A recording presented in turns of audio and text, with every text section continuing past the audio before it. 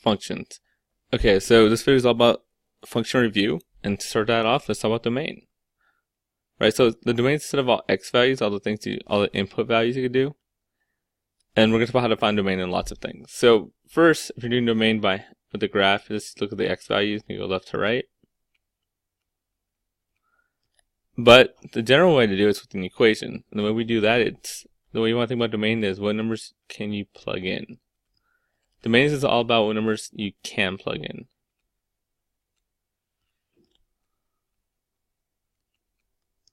Right, because it's the input values. And the best way to think about that for when you do a domain of like an equation is to think about what numbers you can't plug in. Like that's right. So domains are numbers you can't plug in. That's a lot of numbers. So we do the conjugate of that. We don't think of numbers you can't plug in. So it's a little easier than it sounds. Like division. Well, remember you can't divide by 0. So if you ever see a fraction, your domain is always whatever the denominator is cannot equal 0. That would be the domain.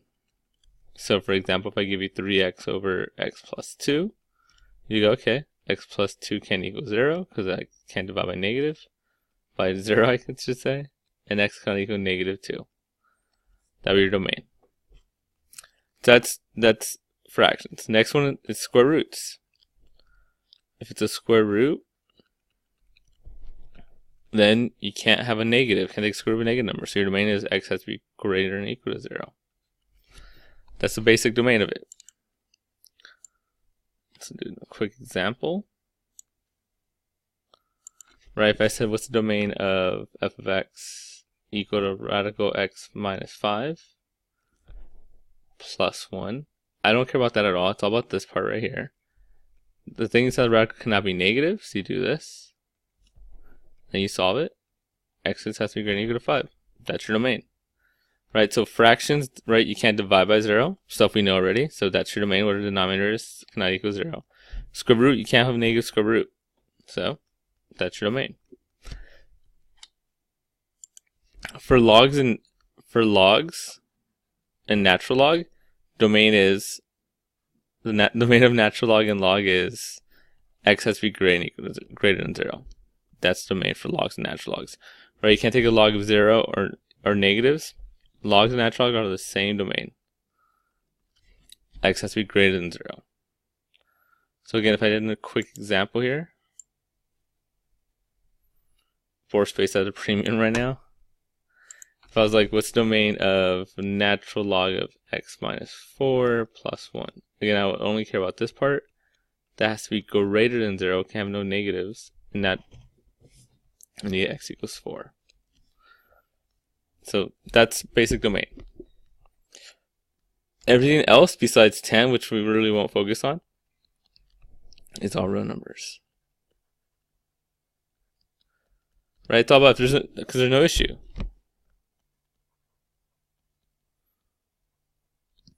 If I give you what's the domain of x squared plus 1, I could plug anything I want into there. So all real numbers. If I give you what's the domain of sine of x minus 3, I could plug anything I want to sine. There's no issues. All real numbers, right? So only time we have issues if there's a fraction, if there's a square root, or if there's a natural log or log. And some values of 10, but we're not going to care about those right now. So that's domain, right? It's all about numbers you can plug in. And again, the key thing to keep in mind is fraction you can't divide by 0. Square root has to be greater than or equal to 0, no negatives. And the newest one is kind of natural log and log. It has to be greater than 0 if you read that. So that's domain. How about range? Well, the easiest way to do range is just look at the graph.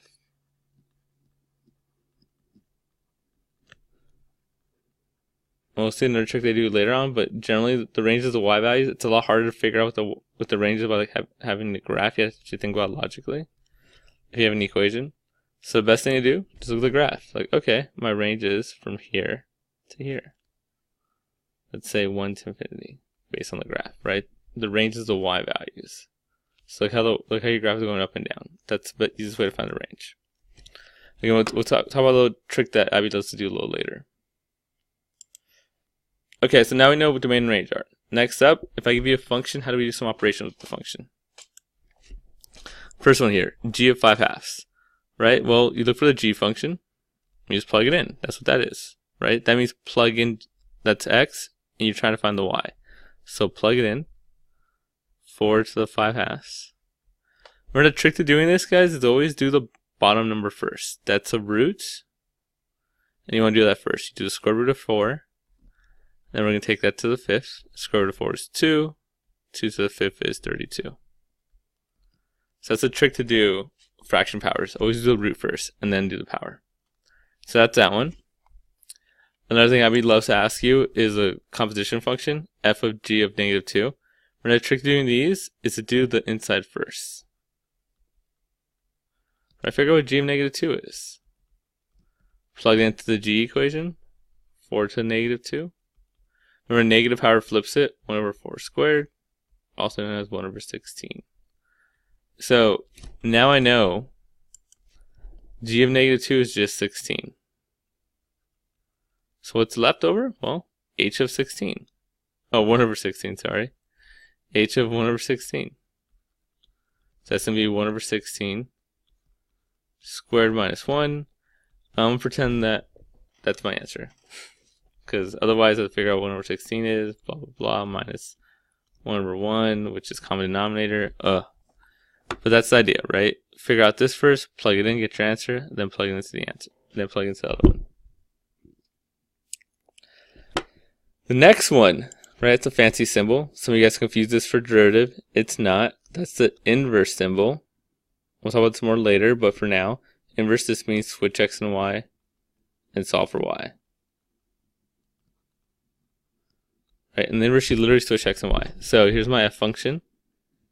Here's x. F of x is y. You switch them, so you get x equals 2y minus 3. And anytime we do that, it's just the letters. Like if I did the inverse of this one, I would switch x and y. Here's my y. So it'd be x equals 4y. Right? If I was inversing this one, here's my y. You switch it. Right? So it's just the letters. You don't switch anything else, just letters. And then from here, you just solve for y. Plus 3 divided by 2. X plus 3 equals 2y divided by 2. X plus 3 over 2 equals y. That's a 2. So that's the inverse. Right? You just switch x and y, solve for y. Now this one, this is the one that pisses me off the most.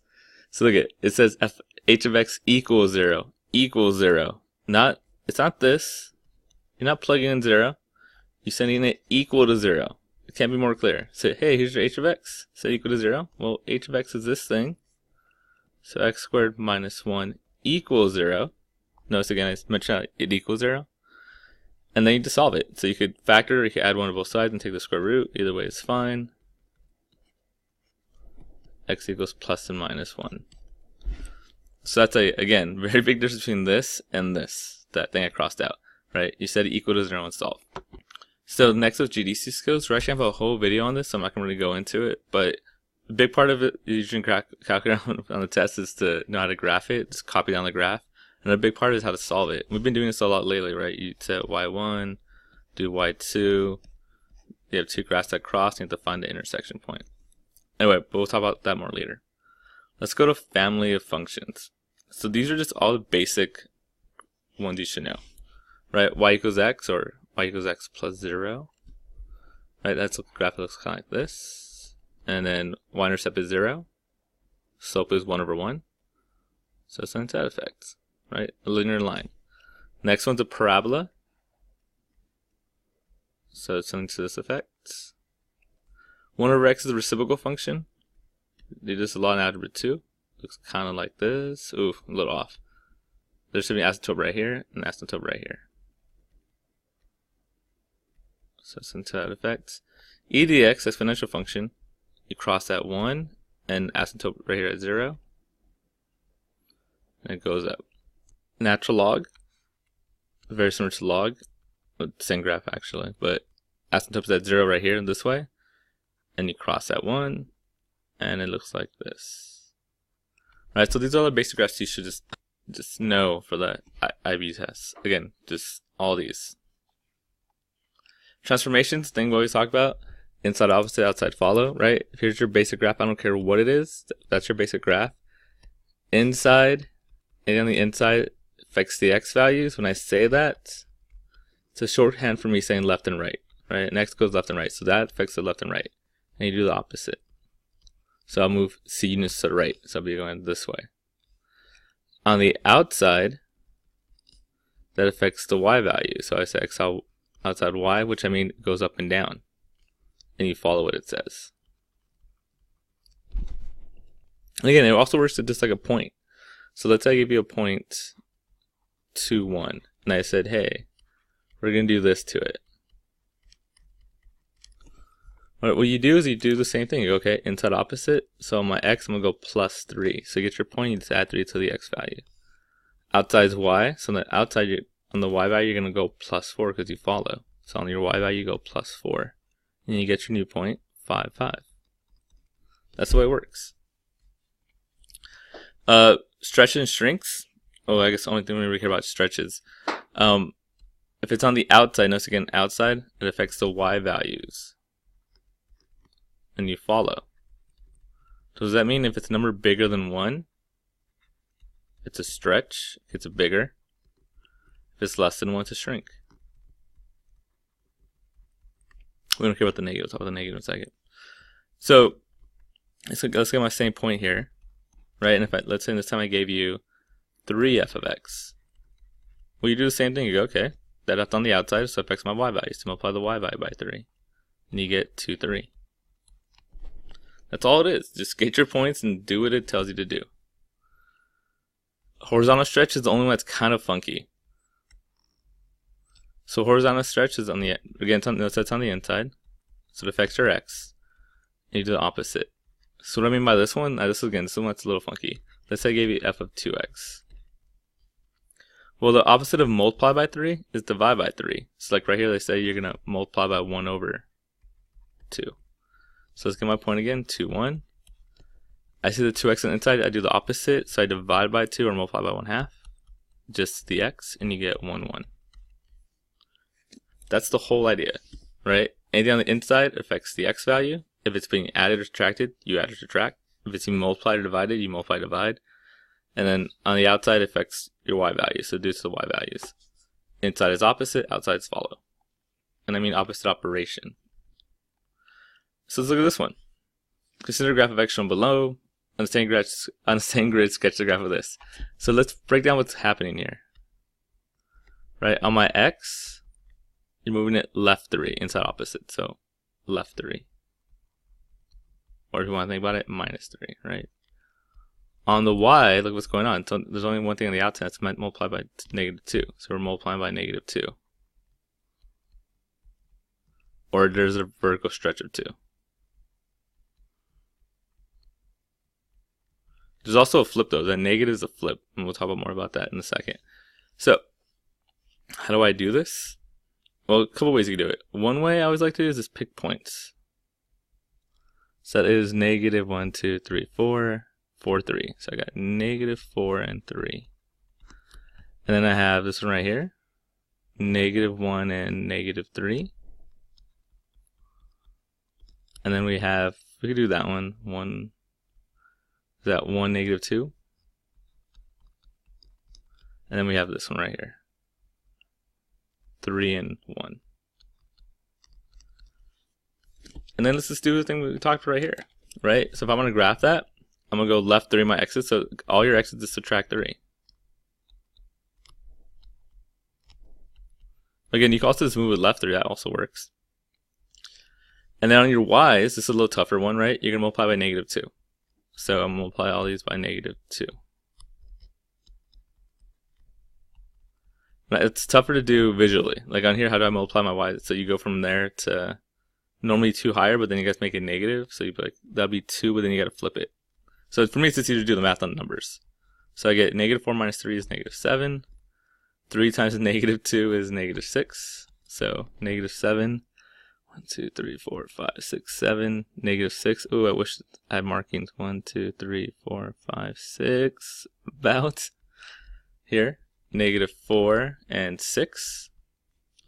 So 1, 2, 3, 4, and I'm going up to 6.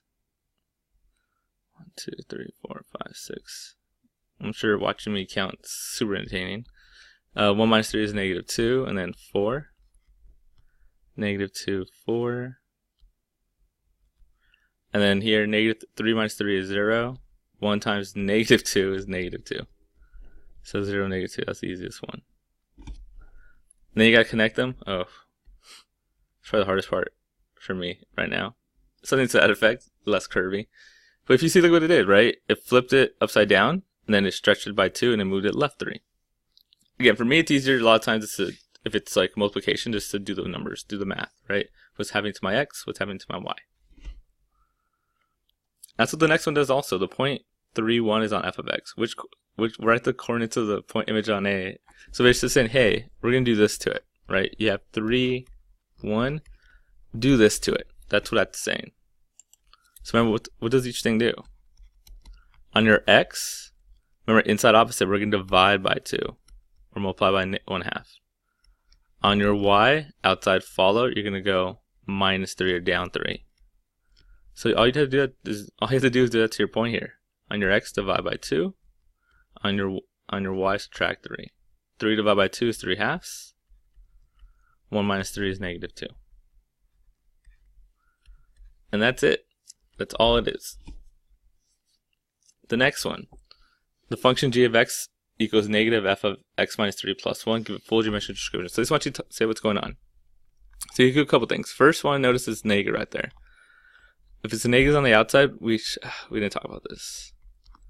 That's on the outside is called a vertical flip. Right? It's on the outside. Outside's y. It's going to flip vertically. Some people call it an x-axis flip because it flips across the x-axis. That also counts. I like to think about it, it's on the outside though. Outside is y, which is vertical. Right? Y, vertical. So it's a vertical flip. If the negative's on the inside, then it's on the inside's x. So it's horizontal. So horizontal flip. So it's a flip left and right. So like the one I did here, right, is a negative on the outside, so it flipped up and down. If I put a negative on the inside, it would flip this way. So I would say it's a vertical flip. And then you could just say, oh, it moves inside opposite, moves right 3 units. And then outside follow, up 1 unit. And that's it. Now sometimes your book does it in a vector notation. So they'll write this in a vector notation. So how do they do that? Well, if you think about a vector, it's like x, y. So the book would say, the IB test would say, it moves 3 because it's a positive, right, inside opposite, and then 1. So it gets moved by the vector 3, 1, right? Because x, y, inside opposite, positive 3, outside follow 1. The function f of 1/3 give a full geometric description, right? So what's happening here? Inside x opposite. So now you're dividing by 1/3, but the opposite of that would be multiplying by 3, right? Multiply by 1/3, what's the opposite? Multiply by 3. So you just say this is a horizontal stretch of 3 units. And there you go, done. That's all it is. Now let's talk about some general concepts of graphing. Remember, anytime you want to find the x or y-intercept, you just do the opposite, right? Y-intercept, you set x equal to 0. X-intercept, you set y equal to 0, if there is any. That's all it is. Now again, you could always get none. Like you could try solving, you can't solve it, and you get no x or y-intercept. So, and that leads us to quadratic functions. Now, quadratic functions, there's lots of different ways to write it. So let's talk about all the forms. The first one is a vertex form. So you have it like this.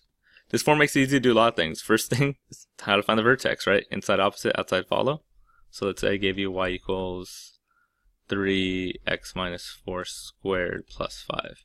Just from that, I know what the vertex is. It is opposite 4, follow 5. Done.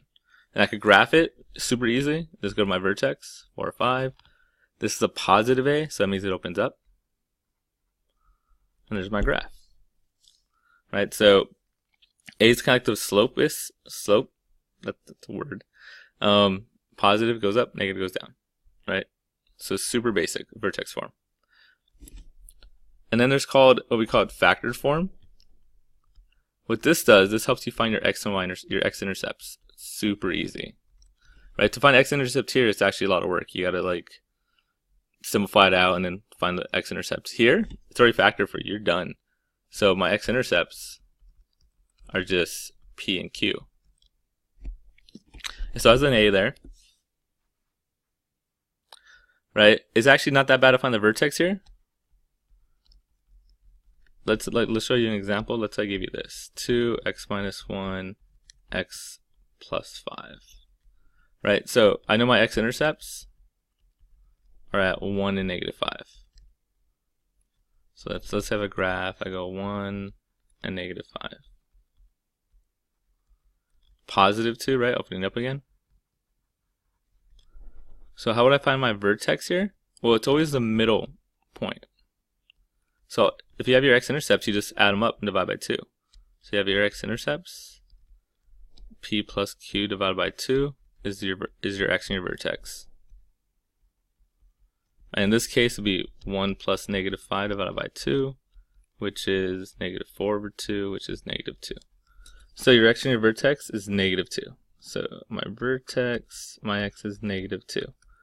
I still got to find the y. And also I want to point out, remember, your x and vertex is also known as the axis of symmetry. There's a formula for axis of symmetry in your formula sheet. We'll talk about that in a second.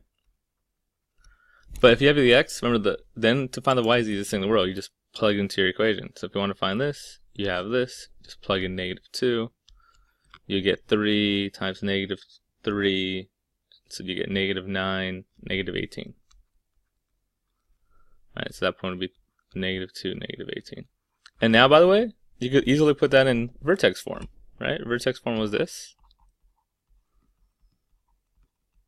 So put in vertex form, all you ever need is a vertex, and you have it now. This is negative 2. This is negative 18. You're like, oh, I don't have my A. It's the exact same A as this A. 2. So you have everything you need. Putting in vertex form has always been easy. Just find the vertex and you're set. So very easy to go from factor form to vertex form. Just find the vertex, plug it in. So that's factored form, right? Factored form is good because it gives you the x-intercepts right away, which is usually the hardest thing to find. So we like factored form. Vertex form is good because it gives you the vertex right away, which makes it super easy to graph. And the final form is called standard form. We generally don't like standard form. Standard form is the standard form. It's like that. What's it good for? Well, it does give you the y-intercept. It's super easy because you can plug in 0. Other than that, it does give you the axis of symmetry. So in your formula booklet, they tell you this, and that's your axis of symmetry. So x, since I wrote over it for some reason, x equals negative b over 2a. That is the axis of symmetry. It is in your formula sheet. And remember, axis of symmetry is also the x and the vertex. That says x and vertex. So once you have the x and the vertex, which you can find very easily, then you can find the y and the vertex by plugging it in. Right? So a lot of times they're going to give you this because they want you to graph it or they want you to put it in vertex form. So let's do that. Let's do an example real quick. 2x squared plus 4x minus 1. Right? Let's say I give you that, and I want to put it in vertex form. I want to put it in this form. Now there's two ways to do it. One way to complete the square. Yeah, most people don't like that way. The other way is this, find the vertex. Well, first thing as always, this is A, right? A, B, C. So my A is 2. That part's done. All we gotta do is find the vertex now. We have a handy dandy formula. So x equals negative b over 2a. So negative 4 over 4, negative 1. So my x is negative 1. Again, if I have the x in the vertex, which is my h, to find the y inverse, you just plug it in.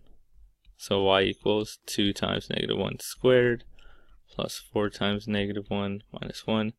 This goes first. That's positive 1. 1 times 2 is 2 plus negative 4 minus 1 is negative 3. So that's negative 3. And now I have my vertex.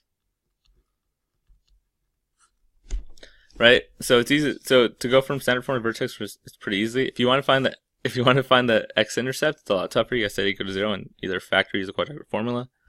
But that's the general idea, right? So there's standard form, which no one really likes, but it does make it easy to find axis symmetry in the x and vertex. There's factored form, and there's vertex form. And again, if you want to find the x-intercepts in this form, you just set equal to 0, and then usually either factor or quadratic formula.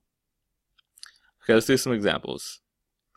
First example, let's convert this into this form. That's a vertex form, right? So again, notice you already have your A. And actually, so that we don't kill each other, let's make this an 8. Otherwise, it's going to be ugly. And I don't want to bring out the calculator for every little thing. So, right, this thing that we just did right now. So if you want to put in this form, hey, they already give you the A. All we got to do is find the vertex. So x equals negative b over 2a. Here's my A, here's my B, here's my C. So negative 8 over 2 times negative 2. Negative 8 over negative 4. Or just 2. So my P right there is just 2. My X, my vertex. You want to find the Y? You plug it in. So Y equals negative 2 squared plus 8 times 2 minus 11. Now remember, this goes first. So that's 4 times the negative 2 on the outside, so negative 8 plus 16 minus 11. So 8 minus 11, negative 3. So there you go. You filled that out. Don't forget the square right there. A lot of people forget that for some reason. So that's how you go from that form to a standard form to vertex form. Next one, graph alongside is a parabola with x-intercepts at -1 and 5. Write it in the equation in this form. So again, keep in mind we know what an x-intercept is. So -1 and 5. Right? Those should be this thing right there. So one of these is -1, one of these is 5. Doesn't matter which one's which. So I have this right now.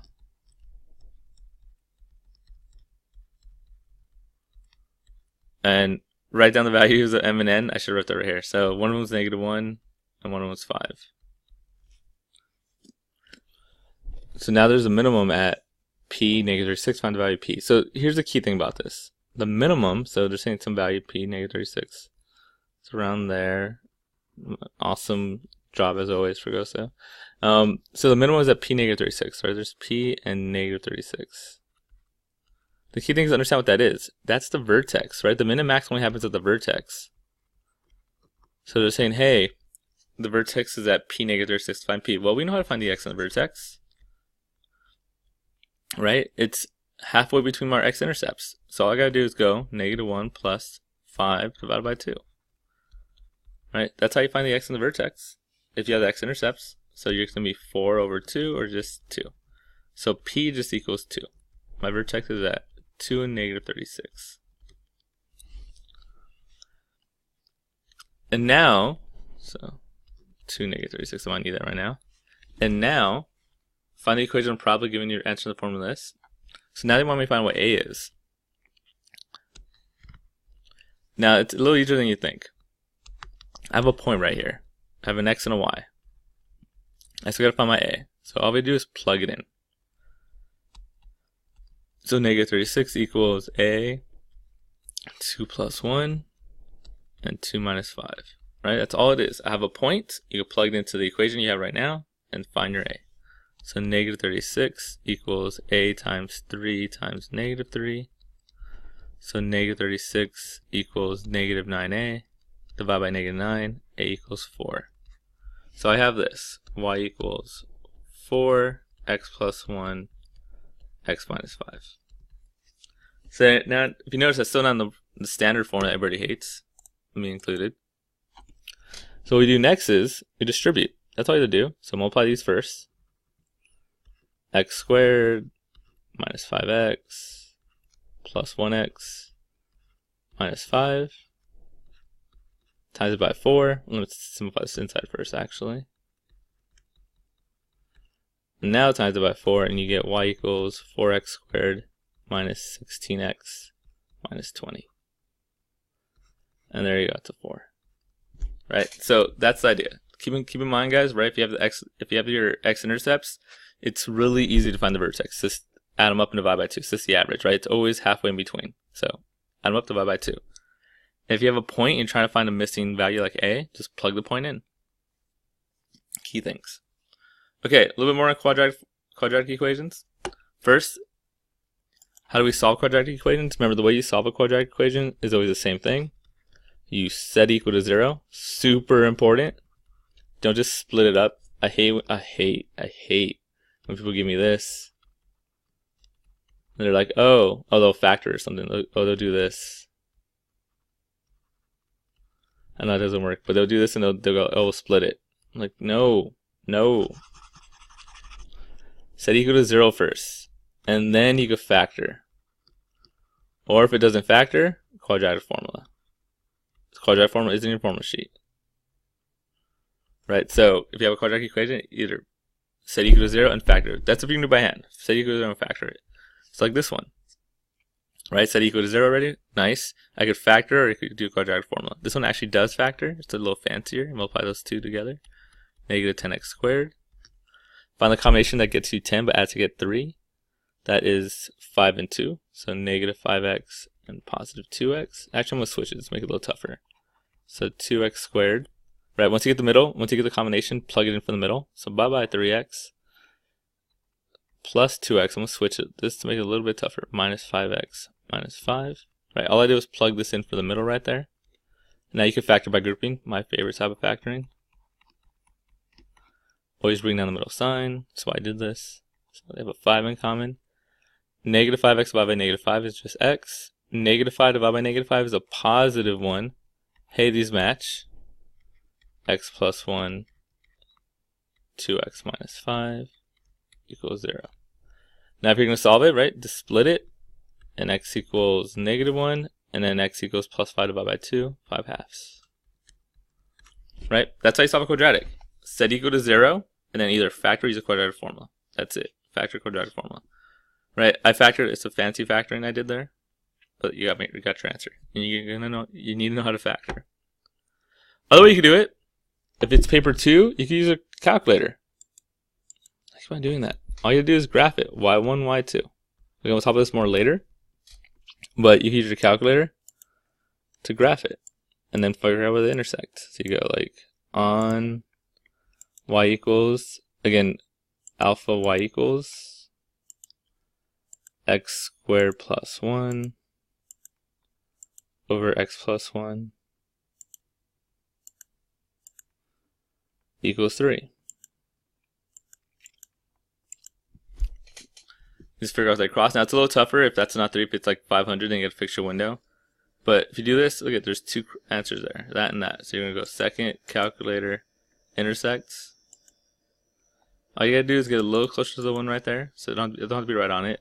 Hit enter a couple times, and I get 0.562, 3 sig figs. Do the same thing to the other side.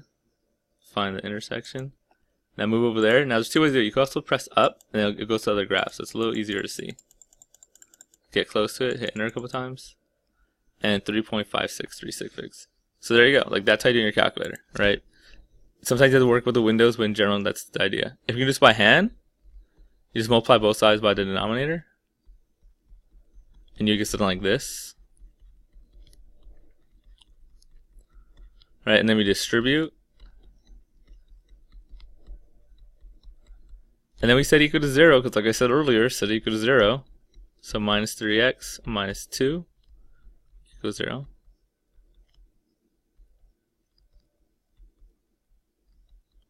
Right, so we get, it's kind of ugly to see, but there we go. We get that. We get x squared minus 3x, it was bugging me, equals 0. And then this one does not factor, it uses quadratic formula. You saw that our answers are ugly. So you do A, B, C, use a quadratic formula in your formula sheet, and get an answer. Okay, so that's how you solve quadratics, right? Set equal to 0 and factor. If you have a calculator, just y1, y2. Next up, discriminant. So this is something they tend to ask a lot on IB tests, because it's like a little special for the IB tests. And that's this. Now they do give you this in your formula sheet. This is the discriminant. They'll say, hey, the discriminant. They usually don't just straight out say, hey, we're using discriminant. They'll talk about the number of roots, and that's kind of the key, the number of roots. If they mention the number of roots, then they talk about the discriminant. So here's the discriminant, b squared minus 4ac. It has to do with our quadratic formula there. It's a thing underneath the radical. And that's kind of where this comes from. Because if that thing underneath the radical is negative, well, that means you have no solution. It's all imaginary. So if the discriminant's less than 0, then there are no x-intercepts or solutions. Now if that thing's 0, that means it goes away, and all you have is negative b over 2a. So you have one answer. So if that thing's 0, then there's one root. Sometimes it's repeated. There's one repeated root, or there's one solution. So basically, right, If that is negative, there's no solution, no roots. If it equals 0, there's one root. Sometimes it could be a double root. Sometimes it's a double root. Or it's the same root, right? And then if it's positive, that's the normal one. You get plus and minus stuff. Then there's two solutions. And that's the gist of it. Again, they give you this in the form of a sheet. They don't tell you this. You're supposed to know that. You're supposed to know, hey, it's the square root to thing like the radical. So if it's negative, no solution. If it's 0, it goes away. There's only one solution. It's a double root. And if it's positive, there's two solutions. You have to know that yourself. So to get something like this, here's an example of what they mean. The function f of x equals x squared minus 5x plus 2k has no x-intercepts. State the possible values of k. So notice they didn't mention discriminant. You gotta know, wait, they're talking about the number of x-intercepts or number of roots. That's discriminant. And you gotta go, okay, so I know this equals b squared minus 4ac. Right? And then here's my a, here's my b, here's my c. Now, no x-intercept means there's no solutions, so it's this one.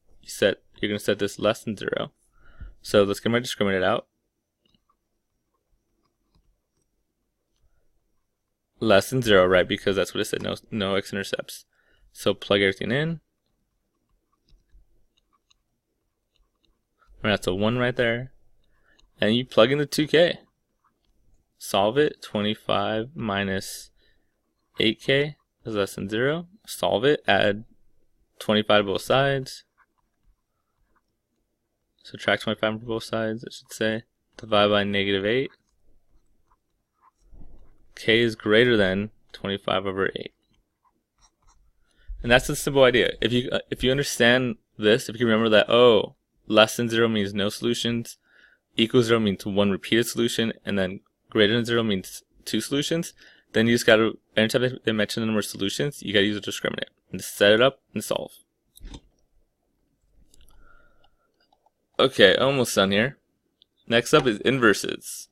Now we talked about this before, how to solve it, right? Inverses means switch x and y. That's all it is.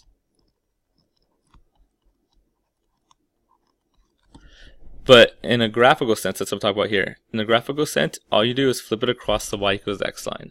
That's the inverse. If they want you to graph the inverse, you switch it across this line right here. Y equals x. Alright, y equals x plus 0, if it helps. Right, so what two things are inverse to each other? Well, e of x and natural log of x. They're straight out inverses. So you do that, do that. Sometimes it's hard for me to flip it across this line, so what I do is I just literally do what it says right here. I switch x and y. If you see here, 0, 1, you switch it to 1, 0, and then you graph it. It's do more points than that, but that's the general idea. But that's how you find an inverse. If they want you to graph an inverse, just switch it across this y equals x line. So there's an example. I'm going to do one here. Oof, that's the wrong notation. There we go. I want the inverse. Right, so I'm going to switch it across this line here. Not my best line. So the way I do it, because again, I suck at doing that, I get some points. So I get these points like right here. Those points are 0, 0. And 2, negative 4. And let's say 0, 4, 0. I get some more, but that's the general idea, right? That's my function f of x. So my inverse function, you just switch the points. I mean, literally just transpose them. So 0, 0. That becomes negative 4, 2. For some people, for some reason, people like negate. I don't know what you're doing. Just switch them, guys. Keep it easy. Just switch them. So 0, 4. So that's my inverse graph. I just got to plot those points and graph it. Let me do that in blue so you can really see it. Right, so 0, 0 still there. Negative 4, 2. And 0, 4. And you want to go the same order. Some people mess this up. They forget how to connect it. Same order you went, right? You went down this way, connect the same order. So 0, 0 connects to negative 4, 2, and negative 4, 2 connects to there. So something to this effect, right? Not my best graph, but that's the idea. You flip it across there. Again, that's the way I do inverse because I can't. I'm not an artist, as you could plainly see. The next one, right? I want to get back to these. Given f of x, graph f negative x. Remember what I mentioned how that does? That's on the inside, so x. So x means short ampersand, it moves this way, so it's a horizontal flip.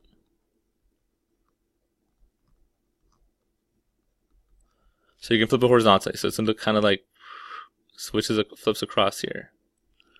So it's gonna look like this. That stays and goes like this, kind of like that. Again, not an artist. Another way to do it, if you want, you could get points again. 0, 0. Let's go 4, 0. And what does that do? It divides your x by -1. Right? So you divide your x values by -1. So you go, okay, divide this by -1, divide this by -1, and you get 0, 0, and -4, 0. Which is why I got those points there. This one, notice the negative's on the outside. Outside's y. Right, so it's going to flip on the y up and down. So it's a flip like this. We call this a vertical flip. Right, so it's a flip up and down your y. Right, horizontal flip up and right, vertical flip up and down. So it's be kind of like this. Oh man, I can't draw on this thing. So that's the idea. Again, also you can do it with points. We have the 0.00. We have the 0.04. Alright, what's this say?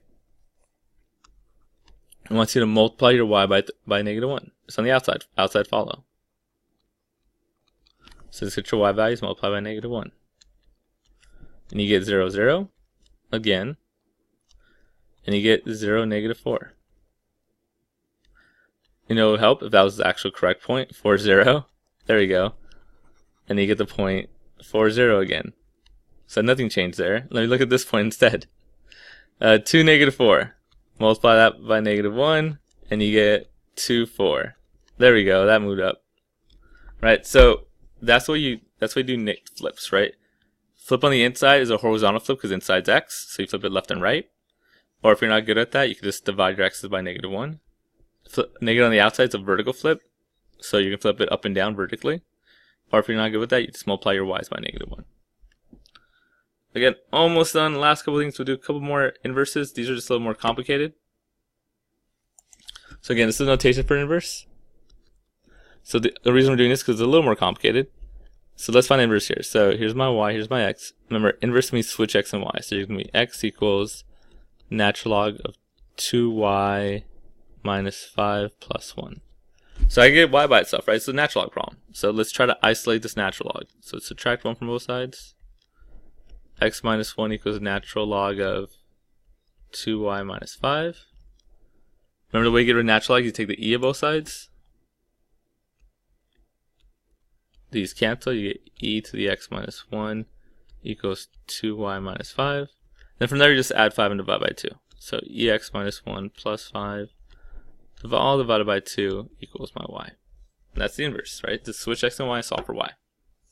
Just want to do a little review on logs and natural logs. Right here, exact same thing. Here's my y. Here's a y. Here's an x. Switch them. I don't know why that y looks so funky. X equals 2 to the 3y minus 5. Again, let's solve for y. You gotta isolate it. So let's get this by itself. So it's add 5 to both sides. You get x plus 5 equals 2 to 3y. Now, the y's on top there. The only way to solve an exponential problem is you take the natural log of both sides, right? If the bases don't match, take the natural log of both sides. So these cancel and you get natural log of x plus 5. Those don't cancel, sorry. Oof, what was I thinking?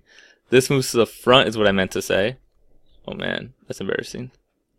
So you get this. That's not an e. Natural log e cancels. That doesn't do anything.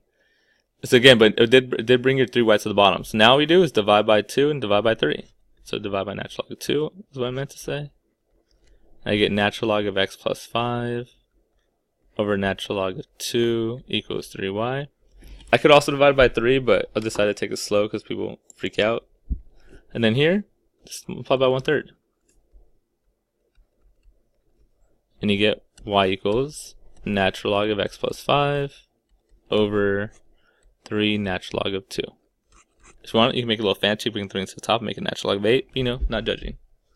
But that's the general idea, right? So that's how I find inverses. That's all functions. Till next time.